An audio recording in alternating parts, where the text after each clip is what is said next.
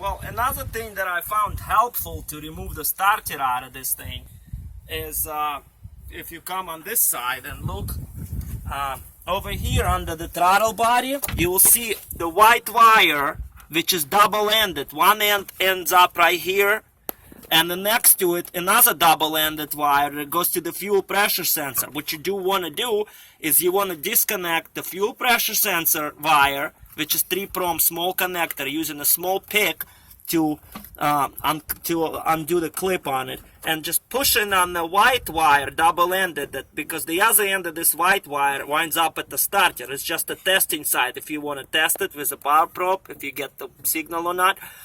Well, anyway, you want to undo the starter wire and you want to undo the fuel pressure sensor wire so you don't damage it on the fuel pressure sensor side. Once you undo it, what I found helpful also is once you get the bolts off the intake manifold, you want to take an invert Torx, which is very small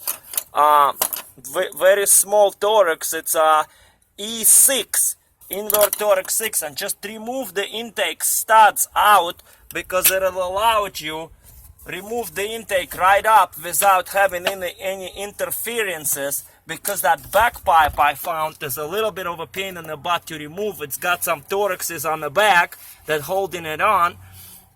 So what you want to do, undo this wire right here on that pipe. Leave this pipe alone. Just undo the studs for the intake and undo those 2 wires at the bottom, and it'll allow you to pull the intake right out of your way. Undo those 2 brackets that I talked to you earlier about. There is one bracket for the wiring harness and another bracket for the vacuum line on the back under the intake. You can get in there with a small ratchet and just undo those 5 bolts.